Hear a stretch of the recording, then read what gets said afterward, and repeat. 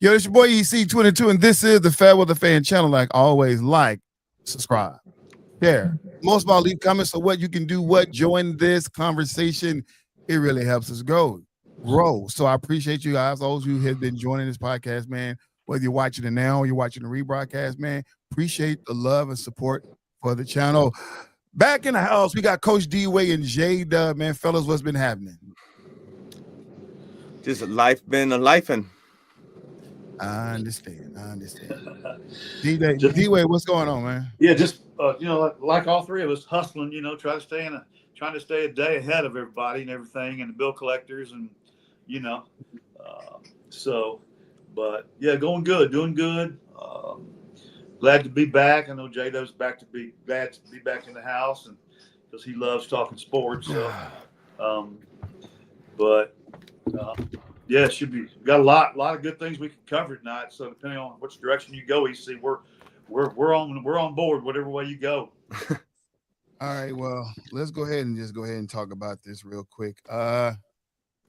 Inside news, we want to talk about our coach, Last Chance U, Joan Bean, down in Oakland, California, was gunned down, I believe, by a former player or somebody in the community, whatever, and it sent shockwaves throughout the football community. If you ever watched that show, Last Chance U, he was a tough guy, but you're talking about, hence the name, Last Chance U, giving guys who pretty much ruled every single opportunity they had. But here's one guy stepping in and say, you know what, you got another shot, because we believe in second and third and fourth and fifth and sometimes 6 and 7 and 8 and 9th and 10th chances. And and the program was going wild, and it's just the motive behind it. The young man that allegedly did the shooting made a statement that he felt like the coach put a hex on him or whatever. Mental health is real, and that just kind of sad situation. But you guys got any thoughts? But prayers up for John Beam and his family, man. Just I didn't follow all of it, just enough to just this kind of stuff's getting old. It's actually gone way past getting old, and I don't have the solution. But I'm kind of old school, man. If you take a life, and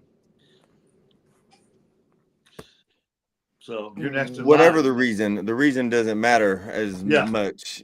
You were misguided, and you had a feeling some way about again. I mean, it's not like you were a blue chip athlete at this point. I'm not throwing no shade at the guy, but it's I don't think there are words to describe it.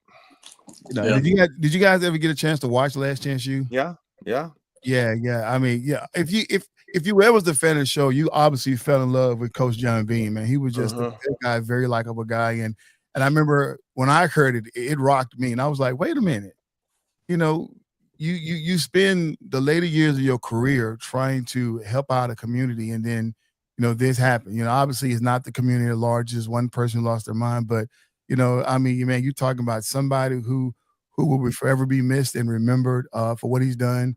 And for those who are left behind, man, pick up the torch, run with it. Just because this happened, that don't mean you stop giving back to community and giving those guys second chances. We saw what happened in the Chicago Bears game. One of the guys who actually played up under Coach Beam gave his salute in the turtle after he got an interception, something like that. So, players are making it to the NFL or giving those chances. So, hey, that's crazy, Yeah. It's that's never a fun thing to have to deal with or talk about or address, but yeah. So. And I didn't get a chance to talk about this last week, but obviously we'll kind of talk about it a little bit today. Just not necessarily talk about it, but just bring it out because I didn't bring it on the show last week because I was by myself, but it's all good. Marshawn Nealon, y'all, listen, I know it's old news, but man, just giving much love because we didn't do it on the show to a young man who lost his life. And listen, what happened. And listen, I will say this from the bottom of my heart, from the FairWeather Fan. I know Coach D-Way and J-Dub subscribe to this as well. Listen, if you are struggling and suffering in silence, please reach out. Say something to somebody, reach out to somebody, right? No matter how big or how small, a lot of times, man, your situation is not unique to you. It feels that way, can stand and testify that they've gone through the same thing, right? There's nothing new under the sun, right? So please reach out. If you need a group of men to come and fellowship with, Coach D-Way and I are part of a great Bible study. Man, get into the comment section, let us know, and we'll definitely get that link, and we can definitely link up with you, man. Oh, yeah. So y'all please understand that, man, but don't suffer in silence. Yeah, I just realized the older that I get, and I'm the old wise dude on this show, the old man, but that how many people are dealing with similar things. Thanks. Everybody thinks, oh, you don't understand, or man, this is only happening to me. No, it's not true. It's very rare is that true. So there's people there that want to help and want to support and want to encourage, and and just lend an ear to listen, and and it's like, but it's like J-Dub said earlier, man, it's just life being life, So, but yeah. All right, y'all, let's get into some sports, man. Listen, first of all, have anybody been watching basketball? A little bit here and there. I can't help myself sometimes. I know. So you help me, because I haven't been watching like NBA or anything like that. So you help me out. What's the talk of the town?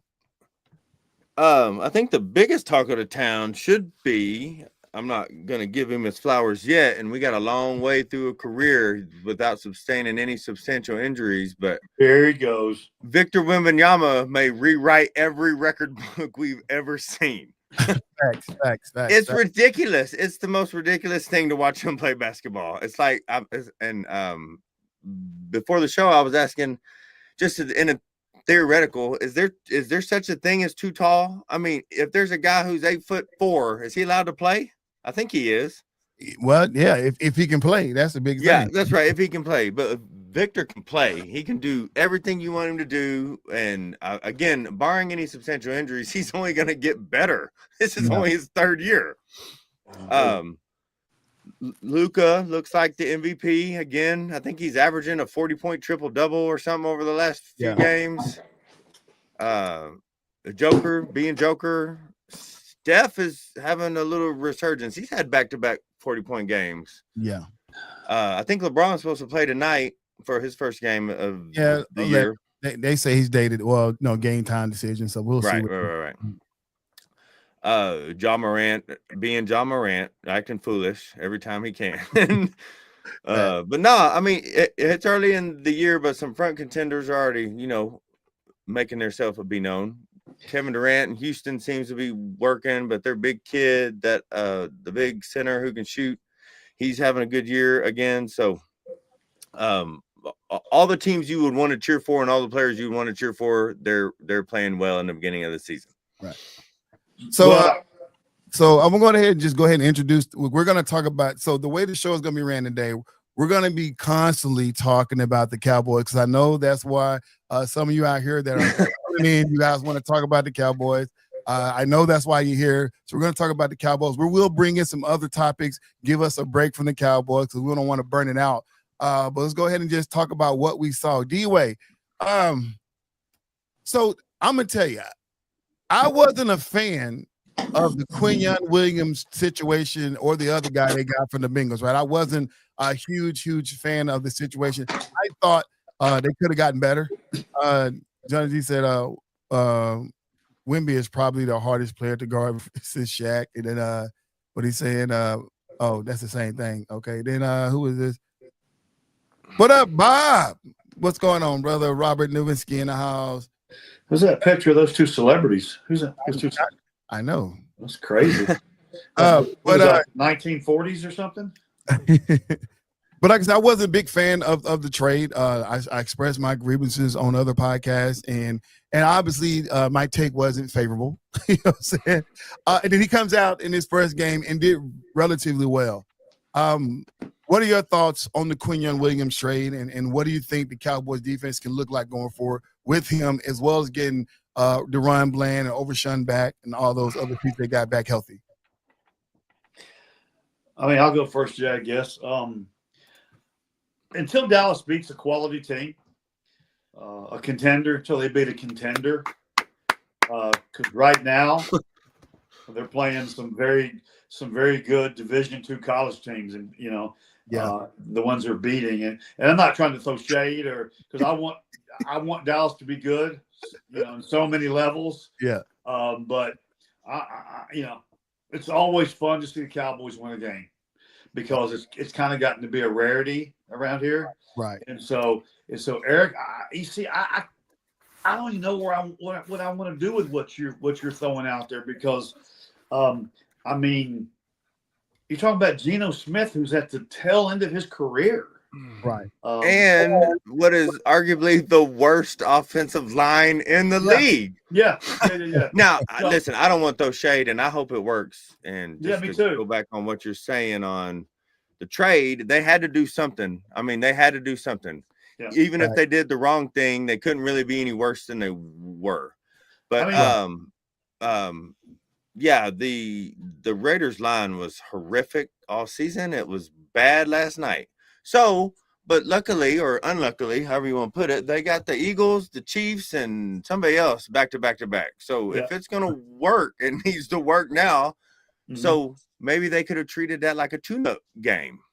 Yeah, that's kind of funny. It's funny that Jay said that, because I was thinking that this is a really good team for Dallas to come out of a bye with several new pieces and trying to shuffle and see where they are. I thought this was a good matchup for them. It really was favorable.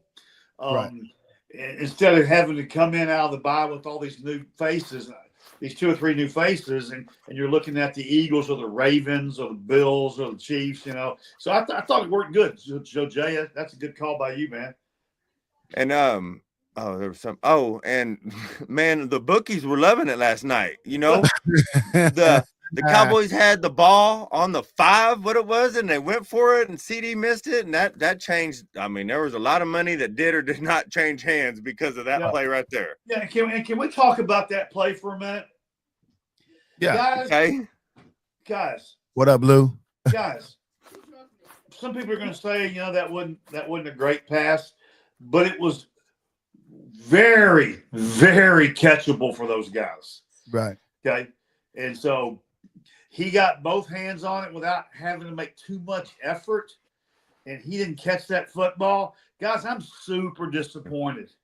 Yeah. It was a C pass and a C effort at the catch. So, Thank you. Thank you. I mean, somebody had to do better. It could have been a better pass, or he could have gave more at the line. But I'm going to go as far as to say it was a B- pass and a C- effort on the catch. Okay. I mean, is that okay, Jay? Yeah. Because anyway, we got off topic here. Let's see what Dallas does now. Let's see where they go. Okay, so Jonathan was throwing. I like Jonathan's comment. He talked about the D coordinator still horrible. Yes, he is. That will help make the defense coordinator look better than he is. The jury's still out. Lewis said the Raiders came at a perfect time. Yep. Yeah, exactly right. Because Jason Dixon, we on the other show. Jason Dixon, we call him a super producer. He's living in the city of Las Vegas right now, but making his transition way back to the Metroplex. And you would think, being in the city, he would be a fan of that team, but he always makes the statement. He always say that Raiders is where players go to die. So, but and the thing that's interesting is here's my problem.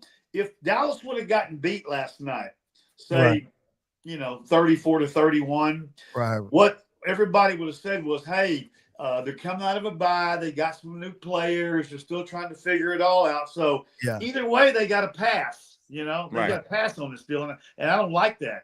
I was thinking if they get beat 34-31, 38-35, and they don't fire the defensive coordinator, then I was going to be totally DONE, bro, done.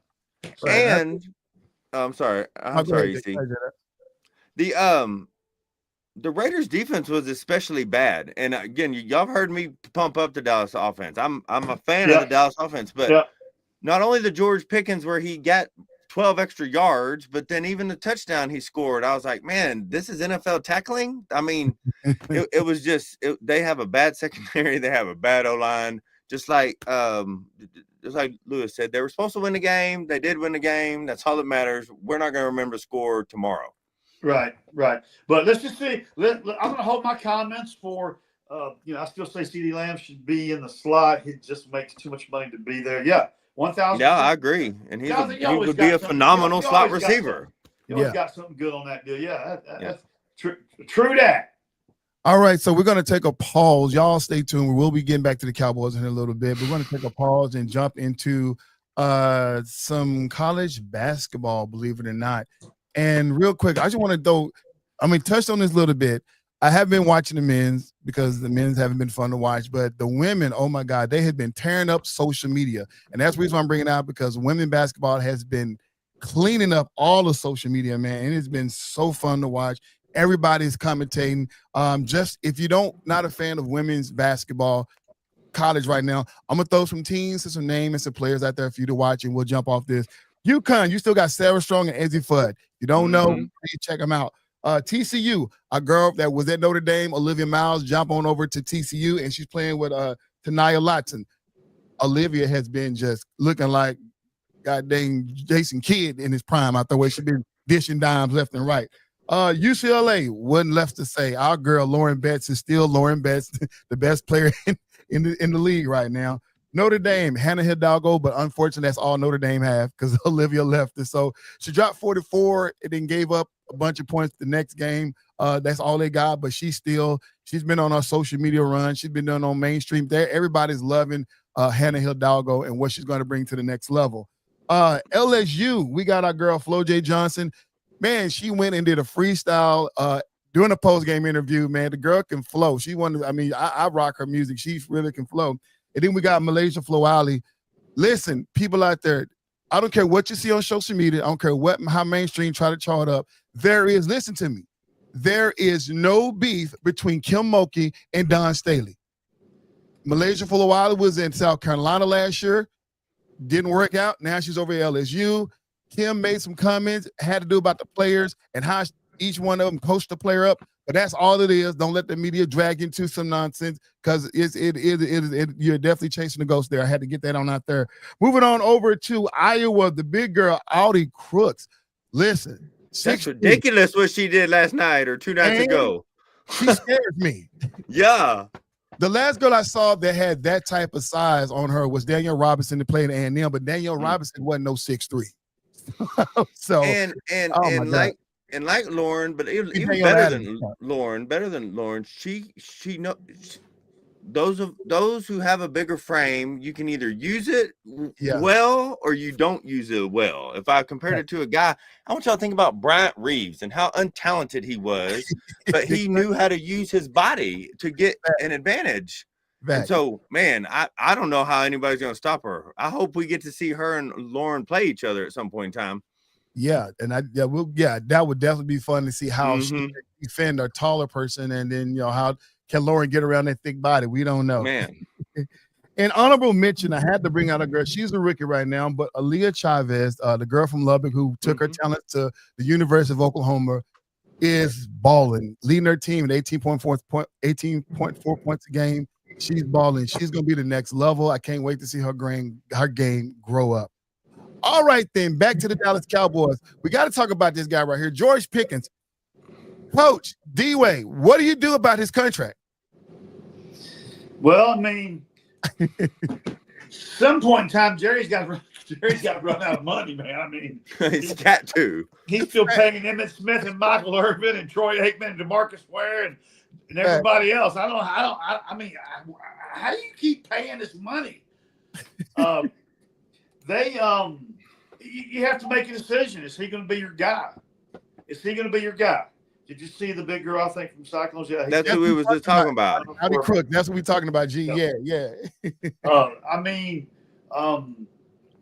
don't think he's I like George. He's a good piece for Dallas, but he's not big money worthy. That's just my personal opinion. Really? Hey, okay, J-Dub, you take a shot at it. So I think he's big money worthy, but again, I'm a huge George Pickens fan. I think so. They didn't want to pay a defensive end that can literally change the game, right? And there's not as many of Micah Parsons. And when we talk about an athletic guy who can catch, I feel like you can find a replacement for George easier than you can find a replacement for Micah. I agree. That's what I'm saying. I think the only thing you can do is you have to franchise him. You have to, until they can pay some defensive players and get their team to not be averaging 33 points scored against them next season or whatever, then I don't think you should give another max contract to a wide receiver. Well, you said you started the conversation by saying absolutely he's definitely worth it. He is worth it, but the Cowboys can't pay it, but they can franchise him. Well, okay. So, but is he that guy that you want to franchise? Put that tag on? Is he that good? I think he's franchise tag good. I don't think he's $5 million, $180 million a year good. No, or I don't even know what the contracts are these days. That was a stab in the dark, fellas. Yeah. No, I get you. I agree with J-Dub. Easier to replace Pickens than Parsons. Ooh. He said from Des Bryant on Twitter. Can I click on that link? Let me see if I can. I don't know if I can or not. Yeah. So just see, this is what he's saying. Let's see this. I want to understand that whatever the time of the negotiating contract with legacy worth more than being the highest paid wide receiver if you stayed with the Cowboys. Yeah, I mean, Lou, you make a good point. Yeah. I don't think. The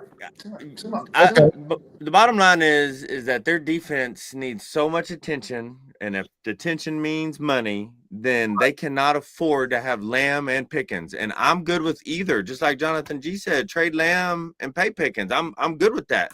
But you cannot have $2 gazillion wide receivers on a team that's giving up 34 points a game. You got to spend your money in the right areas, and they don't need 2 wide receivers. I mean, they need to be spending all their nickels and dimes and quarters and pennies on the defensive side of the football. Yes. So let me say this. Obviously, when you get down to the situation, you're trying to get up under a salary cap and try to make things make sense for your team without having to pay luxury tax. This comes down to a formula. It comes down to talking to players, what they're willing to accept for the betterment of the team, how much you're going to pay and guarantee money, what the bonuses, the signing bonus is going to be like. Lou was just saying what we saw, the kind of happened situation. Exactly. Nothing happened. Exactly. But and all of that makes sense, right? Because that's the business of football. But the fact that Jerry Jones came out a few weeks ago and saying that he was more worried about his $100 billion gas company than fixing the defense, he got the money. Yeah, so he got it. That's right. So you asked about how much money they got. All the money, $100 billion gas company, pay everybody. Good to know. Even more of a reason of why they're not competitive. Even more of a now it's even more confusing. You know, I'm just saying he got the money. So I mean, hey, he got the money to go get Myles Garrett. He had the money to go get Jalen Ramsey. He got the money to pay every top player and put on his squad. Yeah, and I still think that if they would have kept Michael, y'all hear me out. Yeah, I still believe that offensive coordinators would have figured out a way. They've already started figuring a way to slow him down. Right. And still have the same record they have right now. I don't really. You can't sit here and convince me that if they would have kept Parsons, that they would have a much better record, one loss than they do right now. Because offensive coordinators are figuring out how to block these guys, slow them down, and the rest is history. So.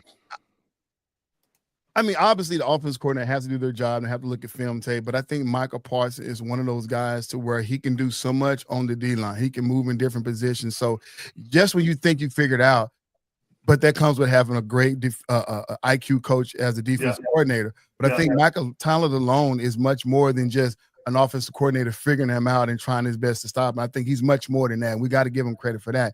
Now, that ain't the issue because once they get past him, the middle of the field and beyond is terrible. It's Katie wide door, man. so, and we saw what happened the years they had Micah. Just run from him.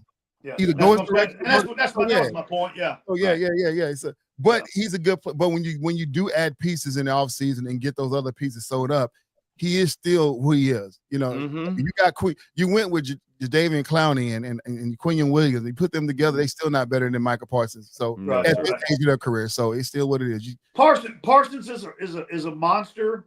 I still think he's about a biscuit shy, size wise. What Bill Parcells used to say about, oh God, who was the defensive back in Oklahoma that played for the Dallas all those years?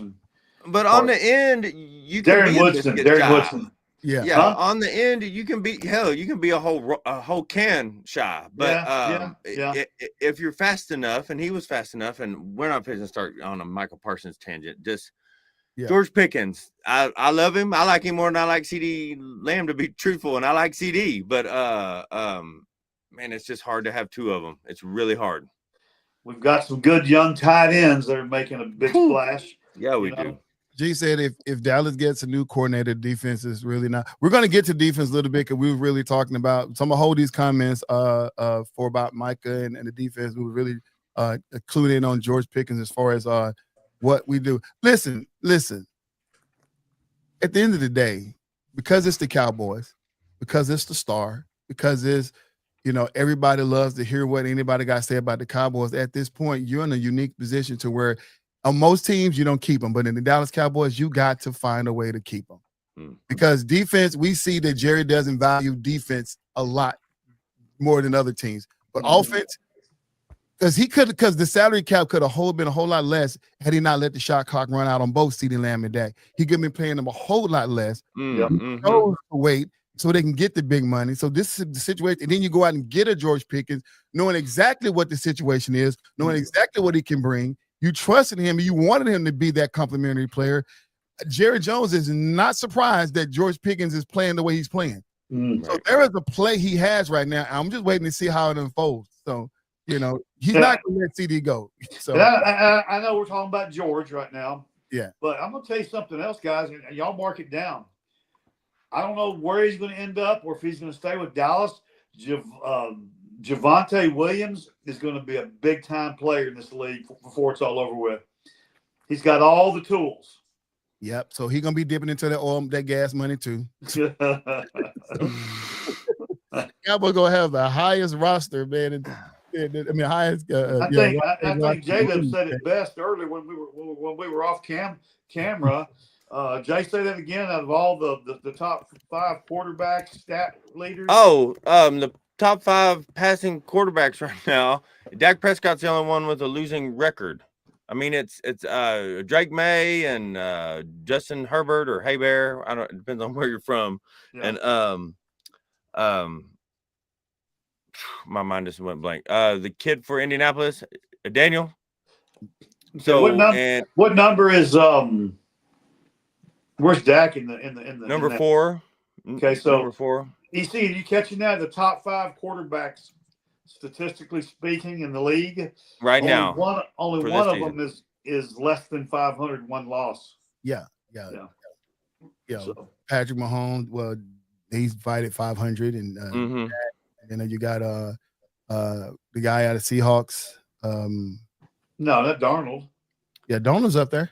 Is he? Oh, I might have adjusted. Hey, I apologize. I might be off by one. But anyway, it's just another testament of Dak having a good year and not getting credit. Yeah. Jackson Smith at Jigba is the best receiver in the league on stat wise. But what week are we coming into NFL wise? Help me, guys. 11? We're at no. The top 5 right now is Drake May, Justin Herbert, Daniel Jones, Patrick Mahomes, and Dak Prescott. In terms of yards. My bad. We're going into week 12. We just finished week 11 going into week 12. This kind of starts the next season. Okay, meaning there's going to be a lot of movement. Teams that got real slow starts, but now they're starting to pick it up and get where they want to get to. And I just really think this is going to be the week we're going to start seeing some big changes as far as the cream's going to rise to the top, so to speak. Oh, fact. I agree. All right, let's pause another again. I want to go back to college because D-Way is repping his team right now, and I need him to explain to me what happened because there are some conspiracy theories that are out there about these Texas A&M. What happened Saturday, D-Way?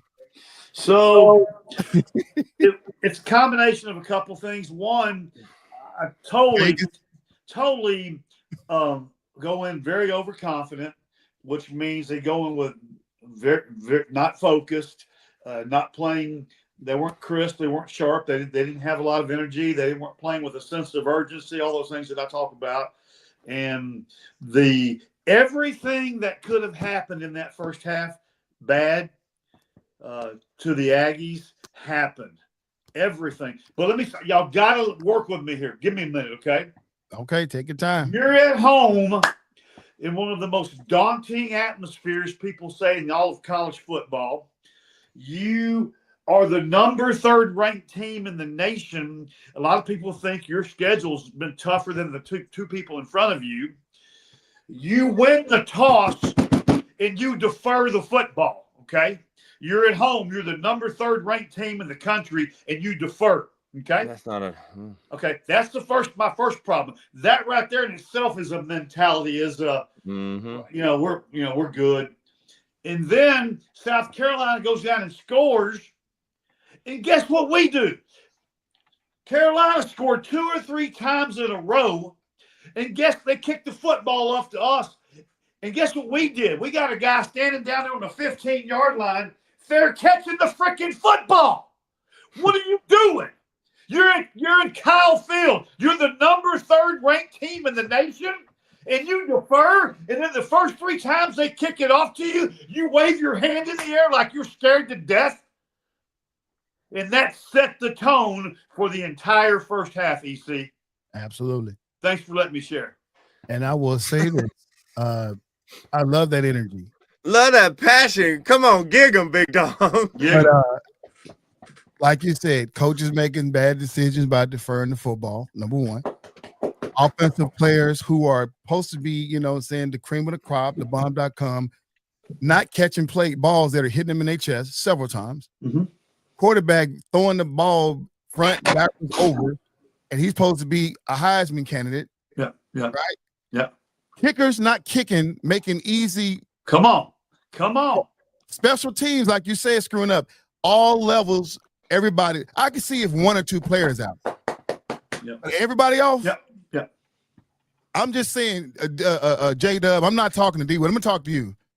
I hope in a few more years you don't hear somebody coming out saying that there was some point shaving and some people that got paid and some illegal. What? Listen, at this point, I can believe any of that. If you gave me a good conspiracy story, even if it was a lie, I would probably believe it. That trooper, that's what I'm about to say. It was. They got the trooper in the game. He's mad. It started off bad. Come on, Jonathan G. I mean, man, everybody was losing their mind.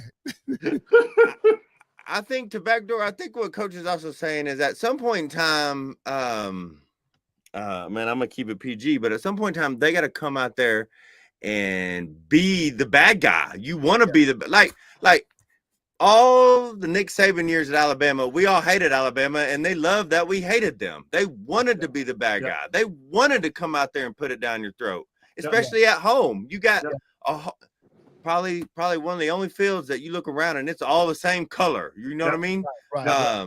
And they looked scared. I like the way he said it. They didn't know what to do with the publicity.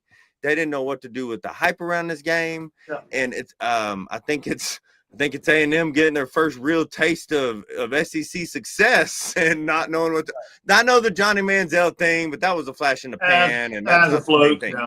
This team is a dominating team, albeit the bottom half of the SEC. But if we listen to Eric and his love for Alabama this year, losing in the SEC is better than winning in some conferences. Yeah. And so, and EC, to your comment about Marcel Reed, yeah. Okay. Week after week after week, we've seen him read the field, and if he didn't like what he saw, he tucked that football, and we're going to the house. Okay. Yeah. He missed 3 opportunities in the first half. I had a great view of it. He's sitting there looking for something to develop, and he's got 6 miles to run if he'll just do it. That just tells me they weren't focused going into that game. But I am going to say this. They grabbed Mike Elko as he was running in. He was trying to avoid a girl. He didn't want to talk. Yeah. And she kind of asked him what was going on, and he gave her kind of a laundry list. and she said something to the effect of, you think you're going to be able to, and he looked at her and he said, yeah, we're going to fix it. We're going to. So I would have loved to have been in there at halftime. I bet it was off the chain in there at halftime. I mean, you're talking about in the world of football, it's all about momentum. In any sport, most about momentum. You're talking about a team that put up 30 points to you in one half, right? Yeah. You turn around and you shut them out in the next half. You're talking about you can't a tale of two halves. That's just like I've seen a tale of two halves, but that was like literally a tale of two halves. Like what was it about the second half that you could not even do the first half? So you come out. It looked real suspect, D. Yeah, no, 100%. If B. Marshall was on, and he'd be saying it's very sus, very sus. Yeah. And so here's what's up.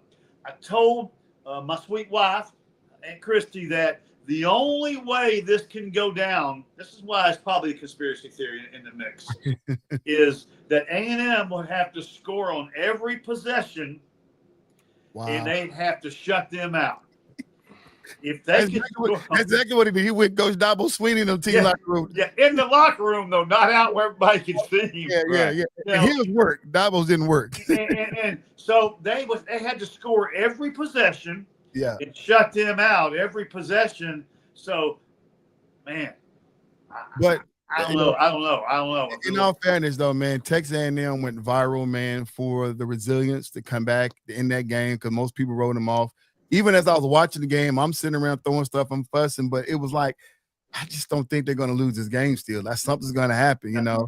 And I had some friends that were there, and they were even saying coming out, the expectation in the stadium was that A&M was going to go down and score, and they did. So now the energy gets a little bit more heightened, and every time they got the ball and scored, every it just. If you've ever been to Kyle Field on a Saturday night, man, it can be like in the swamp. Yeah. But and then the last thing was, hey guys, let's don't forget one little tiny minor thing. South Carolina can ball, man. They started out this season. Their quarterback was a Heisman Trophy candidate, just like the guy from Texas was a Heisman Trophy. They got some kids. They got some kids, man, in that program. I mean, but these last couple games they have been proven to be the bottom feeder of the SEC. So yeah. D-Wade, I mean not D-Wade, but J-Dub. All right, Texas OU. I'm gonna put them both up there. Texas, obviously, with 3 losses, their chances of making the playoffs are pretty much over with, right?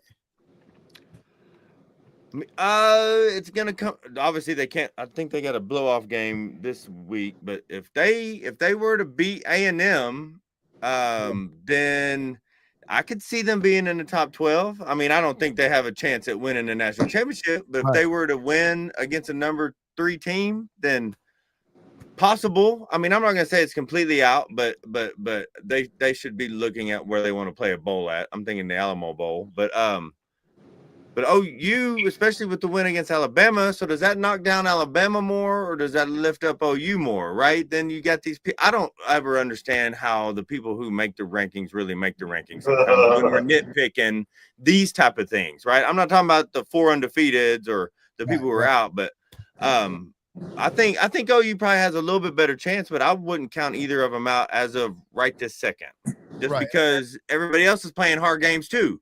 Right. Jay, how can you say that about Texas? Don't they have 3 losses? Yeah. Well, if Alabama loses again, we have 3 losses, and Eric AC told us that a 3-loss Alabama could make the playoffs. Okay. Yeah. If anybody, right now, you got a 3-loss Texas that's still in the top 25. So you know. Yeah. So that's look. So if and that's what everybody's saying, JW. I don't like it. If they go out and beat Texas A&M, they have 3 loss and 3. I don't like it. But if that's how the league wants to get them in, that's how to get them in. Well, OU, they got Mizzou coming up, and then they got LSU. I think these 2 teams they can actually win. But I think OU is different from Texas because the way they came in. You know, and it's unfortunate. I believe that if Texas go out and beat A&M and OU wins out, Texas still probably have a better chance of getting in, even though more than likely OU will get in if they win out with only 2 losses. I still think that the nation, the NCAA, will still try to find a way to manipulate to get Texas in there if they win that last game against A&M. I agree. That's just the unfortunate part about it, But OU, if they went out, they'll get in. But and Texas has a whole lot more to play for in that A&M game than A&M does. Right, and guys. I love my Aggies, but I don't know how they're going to go into Austin with Texas having that much motivation. Bruh, look, okay. Because you got to have faith in them, big dog. You got to start barking at them. Maybe they didn't play well in the first half because the fans weren't rowdy enough. Have you thought about that? How about take some ownership of that first half as a fan? All right. Okay. Man, I'm going to say this, man. Look, it's all about podcasting and giving those fans their just due on the show. But let's be adults about this here. Yeah. Texas don't stand a chance in hell of beating. What? I don't think so either. They're gonna look just like how they did against Georgia. So, but you say that. Oh my gosh, I'm so glad you said that instead of me. But you say that, and we all agree. But we all know that something different happens in rivalry games. And when was the last time this rivalry game even happened? It had any meaning to it, Exactly. Right. So this is gonna be this is like a bedlam almost. Yeah. Okay. Let's get back to let's go back to NFL, but let's pull a pause on the Cowboys. My God, listen, the Patriots. I'm not the Patriots, but Kansas City Chiefs took another loss. 5-5. Is it over? Here you go. It's not over. It's not over. But I'm glad something and again, I don't know how I became a fan of this team all of a sudden. I think it's because I see them up here more often. But brother, the Broncos defense was the difference in that game. The Broncos offense has a lot to be left to do to be a contender in January. But the fact that they kept holding Kansas City to red zone field goals and I mean, that front line is a monster. And I don't care who you are, Patrick Mahomes or whatever, if you have 3 seconds of play, then most of those plays are not going to go your direction. There's only so much magic you can pull out. But just as good as Denver defense is, their offense is struggles, man. They miss wide open passes. I don't know if it's Bo's fault or the offensive coordinator's fault. I'm still getting to know this team a little bit better, but I still have them as a contender. I'm still hopeful that – I guess hopeful is a stretch of a word. I'm still can see their offense putting it together, just like we can see the Cowboys defense putting it together. Yeah. And then Denver, if they can just play a little bit on the offensive side, I think they could be a real contender based on their defense. Yeah. So this is the breakdown. Oh, let me pull that banner off so I can see exactly what I'm looking at. I'll pull that banner off. Okay, so this is the breakdown of the chances of making the playoff. Obviously, Denver in the AFC is 96%. You got Patriots, Colts, Steelers, Bills, Chargers, and Jaguars. This is their 1 through 7, who they think have the better chance of making the playoffs. Then you got those that are right, and this is the NFC side of things over here. You got the Eagles, Rams, Bears, Buccaneers, Seahawks, Packers, and 49. I don't think anybody disagree with those. In the hunt, Texas, Chiefs, and the Ravens. Ravens still got 77% chance of getting in. I think the Ravens will make it in, but the Chiefs, somebody got to start behaving badly. But AFC, they only got the Lions and the Panthers. The Panthers, even though they got 21%, but they're still higher than some of these other teams. The Panthers got it. What? Wow, that's crazy. And then you go to the guys who are there is a chance, who basically are all out of it. Please. Dolphins, 1%. There is a chance. Dolphins, Bengals. All you got to do in the Bengals is win your division. You hopefully get Joe Burrow back during Thanksgiving, and maybe the momentum can shift. But that game you played against the Steelers was the game you needed to win. So to start the momentum, and so that kind of put them back. The Raiders don't have a chance. The Jets already looking towards next year. The Browns still got to figure out who's going to be the quarterback. The Titans, realizing that Cam Ward, they should have got another pick besides that guy. Well, be easy on Cam. Be easy on Cam. I think be easy on Cam right now. Then you got the Cowboys who got 6%. The Vikings, man, I thought the Vikings would be doing better. The Cardinals, the Falcons. Falcons just fell off a cliff. And then the Commanders, obviously, you need your star quarterback, and the Saints and the Giants, that's kind of where we stand as far. But any of y'all disagree with this list, or what do you think? Man, I think the AFC looks like a monster playoff to have to run through. Facts. He said like a team of man, they look good. The quarterback and coach combo looks great, but sometimes they do look pedestrian out there on the field. Sometimes it's kind of because we've been trolling them for the last couple of weeks, and that was a terrible Thursday night performance they had, and then last week wasn't great. So they find ways to win. They find ways to win, and that's all that matters. The Eagles are the same way. They're a team that just can't seem to score, but the defense are killer. Yeah. Man. Oh yeah. No, for sure. 100%. Yeah. Yeah. And it's anybody's. It's anybody's still. Nobody looks. I'm not seeing a true front runner. But I think the season starts this week. I think it's time for everybody to step up and see who the pretenders are, see who the contenders are, and see who the no-tenders are. So right. I just wish that C.J. Stroud was healthy because the Texans defense and the Broncos are the best two in the league right now by far. They're keeping them in games. They're keeping them tight.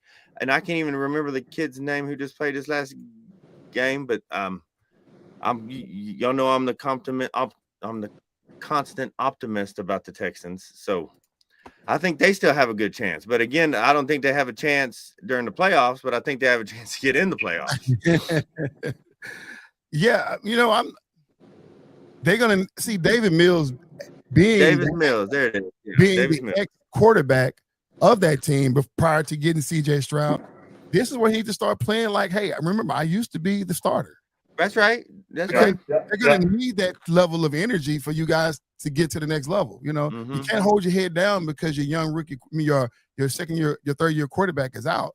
They're gonna have to step up and say, hey man, listen, we it's what next man up soon. You know what I'm saying? That's right. So I believe in David Mills. He got to believe in himself. He can't go off in there thinking that I'm just here to hold the fort down. The Cowboys honestly will have a slim chance. The loss to the Bears doesn't look bad now that they are leading. Wait a minute. Yeah, Bears are leading that division.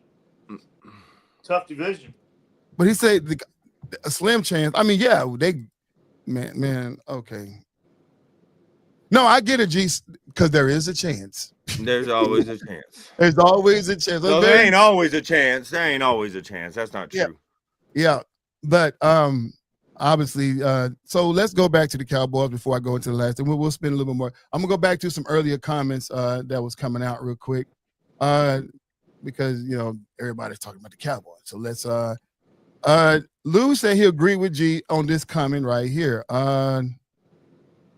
He said if Dallas gets a new coordinator, the defense is really not that bad. The players are, and I'm gonna tell you right now, I completely disagree with that statement. I'm gonna tell you why. Yes, Eberflus is bad, but getting a new defensive coordinator in the middle of the season is not going to help. And then let's say you go to the offseason and get a new defensive coordinator. Now, you still got to get some better defensive players and some good complementary players to the guys you got, because even though Matt Eberflus is bad, we're talking about IQ. And I was talking to my brother earlier today.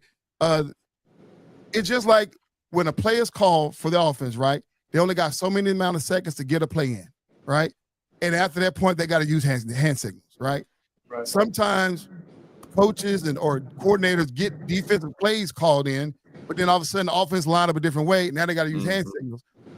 If you see it, you see it. If you don't, you don't. But fellas, this is sometimes where it comes down to the IQ on the field. You got to have both. IQ on the sideline and IQ on the field. Cowboys don't have that much IQ on the field, and that's what they got to get better at. Overshawn, yes, he's good, right? We're still waiting to see if Quinyon can take some of that responsibility as far as the line is concerned, right? But the DBs, those guys back there, maybe you get some from the blend. If you can get some at all three levels of defense and IQ, then maybe you can get some communication going on. But prior to all the other guys being in, there was no communication. Everybody getting beat, and it was just bad. So you still got to get some new players in. And that's just my thought. That was my rant. Yeah. I don't think they have any players on the defense side of the ball that I just don't. And not only do you got to have a high IQ, but whoever your defensive leader, whoever your defensive captain is, he and the defensive coordinator have to have trust, and the defensive coordinator knows that he has a handful of plays that he can audible to and all that stuff. So they don't. So I get what you're saying, and I can't say yes or no about the IQ. I guess I don't know each player that well. They don't seem very good, but certainly they need a leader. They don't have, and it's best if that leader plays middle linebacker position. It's just the way it is, right? That, So true. But the problem with the Cowboys is this: everybody's got a chance, but they have 7 games left, and it is not an easy 7 games. No. They got the Chiefs, the Eagles, the Lions. Their next 3 games. None of that sounds easy at all. And then they have to play the Chargers, right? Who's another AFC leader, and then they have 2 division games. So even if they go 7-0, which they won't, that's still not mathematically a guarantee to get in. Yeah. And here's another comment that Jonathan said. He said that Micah Parsons is definitely good, but he's not Lawrence Taylor like the Dallas media tries to sell everyone. Right. And I would say this: when you're making a comparison to a GOAT, that's all you're doing is comparing, right? If you go out there and talk about somebody like Anthony Edwards, Ant-Man, right, and say, okay, he's playing and he's leading the Wolves, Jordan-esque, you're not saying that he's either just as good as Jordan or better than Jordan, but when we're looking at the current state of the NBA right now, he's better than most players at his position. Yeah, right. And so that's where the comparison come in. So no, we're not saying he's better than Lawrence Terrence, but he's still one of the best in the NFL at his position that can do it. I would take him over a lot of guys. There ain't but really one player right now to take over him, and that is Myles Garrett. Right? So that's where I'm at. So yeah. Okay. Go ahead, Jacob. You about to say something? No, but all that's exactly what I was about to say. I mean, he's not Lawrence Taylor. He's not J.J. Watt, but he's the number 1 or 2 in the league right now on the line, I would say, for sure. Yeah. Facts. All right. Bob, I got to go back to this. Bob is such a Packers fan. The Bears will fold like a cheap suit. Go Packers, man. I'm a Packers fan too, so I like the comment. That's a good one. But they keep seeming to find a way to win. And then Jonathan follows that up and said the Bears could sweep the Green Bay and Eagles still have to play the Bears. That is the toughest schedule for the Eagles right now is the Bears. Come November 28th. Like that's the game they should be ready to play right now because that game right there is going to prove their toughness. And I know they got some other teams out there. They got the Cowboys coming up this Sunday. But that game right there, look, everybody right now is fear of the Bears because the way they're resilient, man. If they won't go away. So I don't know. Can they fold? Will they fold? It's left to be seen. But Detroit's still the best team. I mean, not record wise. Not record wise, man. They've been disappointing as far as I'm concerned. Yeah, they've been disappointing. The Commanders have been disappointing. It's weird. And I don't know what the Patriots and the Colts are doing other than they just keep winning every week. It's crazy. The Patriots, of all people, are winning every week with Drake May. Hey, we all were against the Mike Vrabel coaching regimen, but man, I mean, if it works, then it is what it is. You know what I'm saying? And they see our boy that's been called to the front of the class every week is still employed down there in Miami, brother. Man, he is still going. He's still rolling down. I told y'all, man, Steven, there are reports that think that Mike McDaniels got some stuff on some people. I don't want to go that deep into it, but for whatever reason, Steven Ross loved this kid. Oh my gosh. He loved this kid. He loved Mike McDaniels, and he's gonna give him every chance to choke himself out.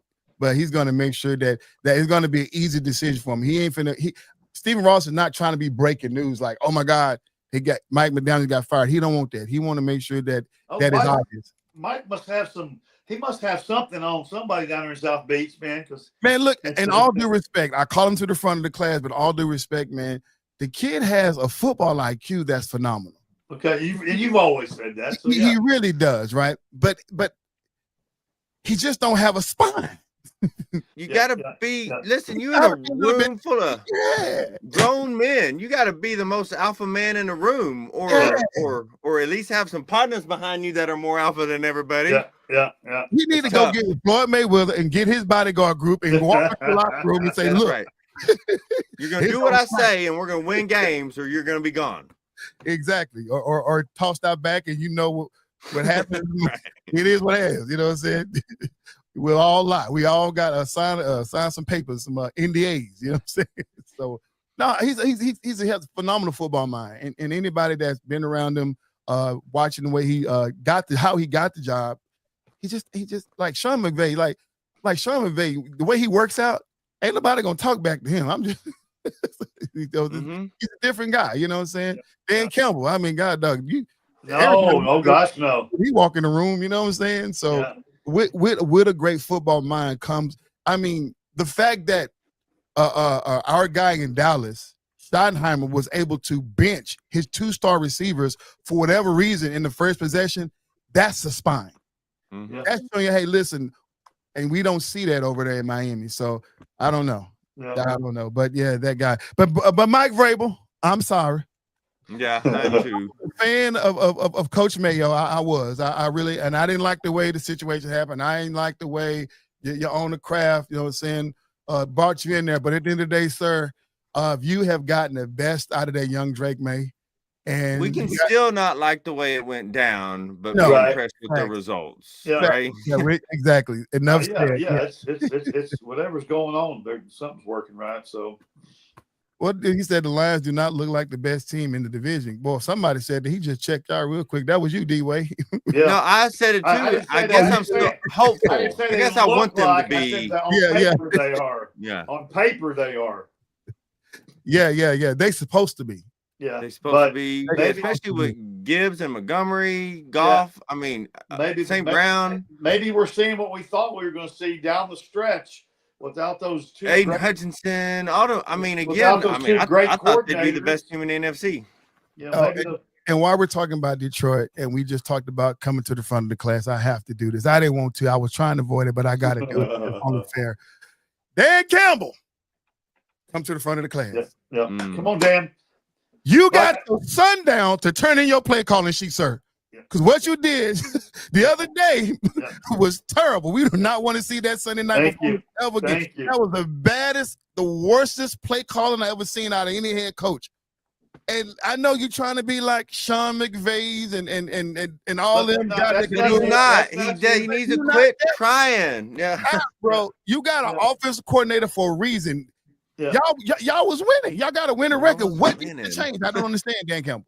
Telling me. Play card, brother. Just give it on up. Be the big guy on the sideline and call a play too. I get it. You know what I'm saying? Go for the fourth down. Be the edgy. You know what I'm saying? That risk taker. But no. Yeah, that ain't what it. Because you would make, man, that was bad. Yeah. That was bad down, Campbell. Detroit's got to get back to that smash mouth football mentality that Dan Campbell's known for. Not this cutesy finesse stuff. And Dan Campbell, you're going to stay at the top of the class in front until we turn in your play calling sheet. Thank you. But until then, you're going to forever be at the front. So we're looking for a resume and a play calling sheet now at this point.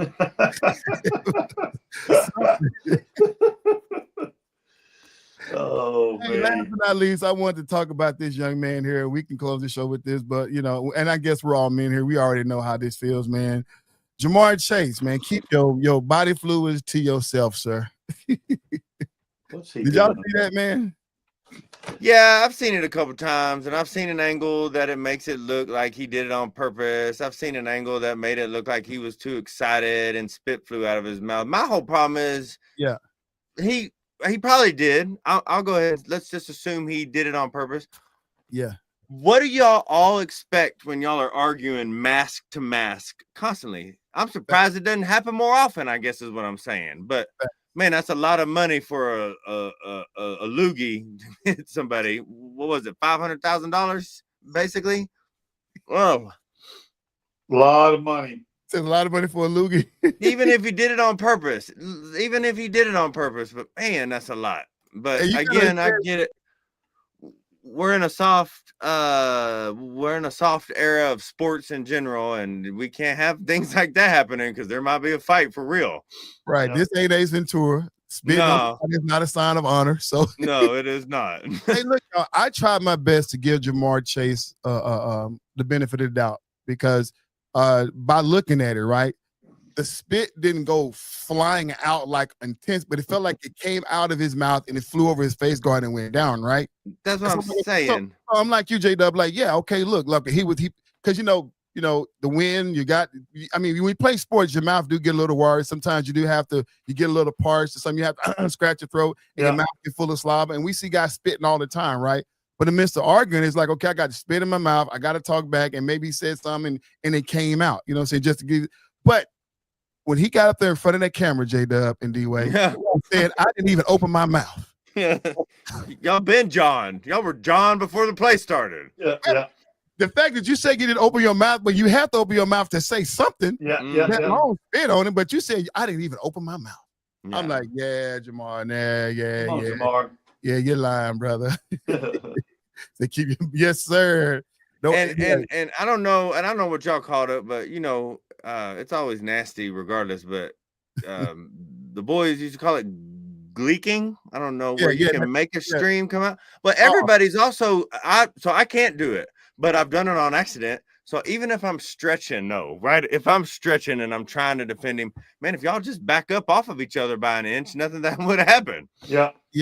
And Jonathan G said, yes, fights in football just like hockey. Let's just talk about that and make this the last topic. A few weeks ago, we saw Bethune-Cookman and Grambling State University get into a big old melee at the football field, and that just went crazy. And then a few days that we saw, I think, Duncanville and DeSoto basketball team get into a brawl. We've been constantly seeing some of the NCAA women get into fights. We constantly see chirping-ish in the big boy league. Just last week in a hockey game, they just decided to let these guys just fight, right? And so when it comes down to sports, we know that competition breeds aggression, right?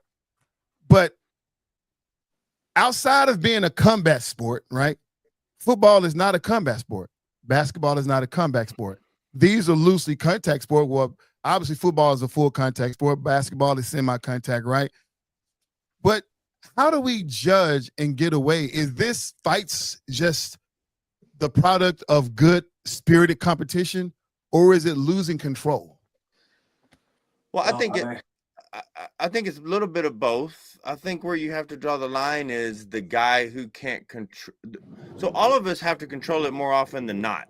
But the guy who can't control it more often than not, then you have to cut him loose because he's now a detriment to your team. But I mean, if it just happens every so often, that is it's controlled aggression.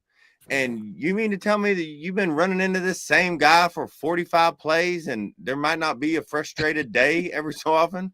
But no, I don't think there should. I don't understand. I truly don't understand why there's fights in hockey anymore. But you got to be able to control it more often than not. It's losing control. You got to prove that you can't lose. That, just like Jonathan just said, you got to prove that you can control yourself most of the time. I'm not even asking you to control yourself all the time. I mean, because even if you think about some of the straight-laced quarterbacks we've seen, they lose their stuff sometimes on their own teammates. Sometimes so it can happen to everybody, but you don't want to be the guy that it's happening to over and over and over again, because now you're costing your team. Yeah. It's not. It's not professional. D-Ray, what's the risk you run? And where? Because let me ask you this way. We know as men, and we've all had our days where we had, you talk with our hands versus our mouth. We've all been in them days, right? The risk of allowing this, somebody can get hurt. I don't know if you, J-Dub, I don't know, because you and I, we watch women's basketball a lot. Way back in the day, Carmelone's daughter, Cheryl Ford, that was a big old issue with the Los Angeles Sparks and the Detroit Sharks back in the day, had this big old melee, and Cheryl Ford was trying to help one of her teammates get her down, and she got shoved down and ended her season, right? And that's on a smaller scale. Yeah. Allowing this stuff to go outside the realm of sports, it can get real nasty, D-Way. Talk to that. Remember back in maybe in the first game of the year with the Eagles and the Cowboys when Dak I guess, I don't know, the spitting thing through his face mask, and the defensive lineman, their best player, took it personal, got offended. And so until they tighten things up, they being the officials and the people that the NFL people and of every level. If you're a high school kid and you start a fight in a basketball game, right, there needs to be serious repercussions, and it needs to start at that level. Right. Okay. They can't wait till these guys are multi-gazillionaires, and they've been able to do anything they want. They've gotten away with everything they wanted to get away with. And now they're 27, 28, 30 years old, and they're worth zillions of dollars. They feel like they can do. They feel like they can do whatever they want to do. They're untouchable. Right. So that's my take on it. What was that back in the day when Michael Irvin got into a fight with his teammates and stabbed one of the guys in the neck or something like that? He was on trial for it, wasn't he? Didn't he? Yeah, he was on trial for it. That's been a minute. I don't remember it all. Yeah. The guy's career, the guy apologized and stuff like that. And Michael Irvin had a heartfelt conversation with Shannon Sharp about that on Shannon Sharp podcast. And Michael Irvin's just like, man, he said he apologized. He's still apologizing. Every time you see the guy, he's ringing. And he talked about, man, the fact that he lost control. And not only did he almost lost his career, but he cost the career of his buddy and of his teammate. And the fact that his teammate still went to the court and say, hey, I know this was an accident, and the level of grace he was shown, right? Mm-hmm. One bad decision. Yeah. And some people think, oh, it's just fun and games and stuff like that. And I'm gonna say it this way for those right there. This is not a young person problem. This is not a culture problem, because I know sometimes when things happen, people will blur the lines of culture and say it's black and white and all that stuff like that. Why the hockey players seem to be accepted, but the others, that stuff. What this is an adult problem. Yeah. Because adults are the main victim of fighting. We may not get put on, TV a lot, but we see it in the stands at football games. We see it going up to the local restaurant, people just over parking lots, road rage. We keep telling it, it's this thing, D-Way, do as I say, but not as I do. Yeah. It's easy to come down on younger people or people that gets into it, but then like, well, the last time you got your level up a little bit, you didn't respond the right way. Right. Go ahead, J-Dub. Brother, I'm gonna keep it short, and I'm not gonna get any crazy thing, but it's a lack of accountability, and we see it every day in our everyday lives. We all see it every day, and we can call it generational, we can call it whatever we want to call it, but when we talk about sports, it's the most visible lack of accountability. Yeah. And I love all the comments. It's not professional, and I don't, just like Robert said, I said there should never be any fighting. And it's crazy for me because I love the jaw jacking. I love the trash talking. It's my favorite part of all the sports. But you get a guy who can't control himself, which is in every sport. Jonathan G said it's not in boxing and MMA, but I know some crazy MMA fighters who are banned from the MMA because they can't control themselves. So, no, there's a line there. It's a hard line where it goes from me being able to verbally abuse you to us putting hands on each other to try to hurt each other, right? That's it's not blurred, it's not gray, it's solid, and there's no spot in it, right? There's no time for it. I love that. It's not a blurred line. We can easily try to pamper it and say, it's now, easy to go ahead. Saying it is a hard line. But again, I'll go back to it. I understand how it can happen from time to time, and I'm not going to fault the guy who does it once or even twice in his career. But when you're getting faulted for, 7-8 personal fouls a season as a football player, that's a lot, right? That's now you're a liability. I don't remember that linebacker's name to play for Cincinnati that knocked the dude out in the playoff game. He was getting personal foul calls every game. Now you're a liability to our team. And Robert said this. He said, do you think about the example we're setting for the kids? Yeah, that's right. Think about Draymond Green and how he's still in the league after all the stuff that he's done. The league just again have to issue him a warning already this year. The season just started. Yep. And it's a toned down Draymond, but we only 9 games into the season, big dog. Come on, man. Yep. It's like, but it can be applauded and said it's passion, but it's like if Draymond is in his 30s, right? Now his brain is getting on the edge of being fully developed.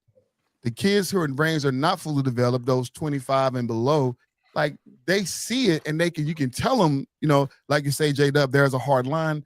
But as much as we try to teach them and tell it to them, because their mind is developed, the light bulb is not going to go off until they see it. Us do it. They need to see Draymond chill out. They need to see some of the players keep their spit name out. Walk away and not coming back. All this, like, sometimes it's the visual. Even if you don't throw a fist, sometimes it's even just the energy on the field of constantly grabbing and stuff like that. You can cut somebody and walk away, but all that swinging helmets and coming at you and all that triggers people. It really does. So that's what I've said about that. He said, Donkey Kong Sue what? When he was Donkey Kong. Ndamukong Suh was a menace, and as phenomenal of a player as he was, I mean, he's a liability. Man. All right, okay. Ndamukong Suh, stepping on people. Yeah, that guy was bad, y'all. He was a trip, and he could play too. Yeah, man. All right, y'all. We got in the final words. We come to the show. Jay, the final words, brother. Brother, I missed a couple of weeks. Glad to be back. I needed to do some more studying today because during my couple of weeks off, I didn't get to watch much. But let's go NFL. Just like Coach said, this is second season, and this is when people have to make moves, and this is when we start seeing the best version of these teams or who's going to be best come January. So it's exciting, and if you can catch a couple NBA games, especially if you can see Luka, especially now that Nico's gone. I don't want to hear no conversation about that. And there's some good ballers. It's early. So as long as you catch some highlights every day, then you're good. Yeah, I need to do a better job of that. So second, what J-Dub said, NFL's getting ready to get freaking crazy good. And then as we're winding down the regular season for the college football, we'll see who's who and who's where and how the shuffle these last 2 or 3 weeks. So it's going to be exciting. I'm excited about watching all of that and kind of getting my mind started to get wrapped around NBA. So another phenomenal show as always, EC. Thanks for having us. All right. Final thoughts from me. Listen, the Eagles will be in town this Sunday, y'all. And if you already know, there probably will be some fights in Jerry World. It will be several of them. That's just where it is. I was thinking about going to the standing room only. I was like, no, I better. That's where all the fights happen. It's like, no, unless I want to get some footage. I don't know. But yeah, man, for those of you who've been watching, man, for Bob, from Lou, from Jonathan G, man, appreciate you guys for jumping into the show, man, watching us, y'all. Once again, this has been the FairWeather Fan channel, man. We come on every Tuesday, 6 p.m.-ish, Central Standard Time. It's around that time, 6 p.m. I was a little late today, a little late last week. Different things happened last week, different things happened this week, but we'll be back at the regular scheduled time next week, 6 p.m. sharp, Central Standard Time on Facebook as well as YouTube, man. Before we go, like always, like, subscribe, share, leave comments because we want you to join this conversation. And once again, from myself, EC22, Coach D-Way, and J-Dub,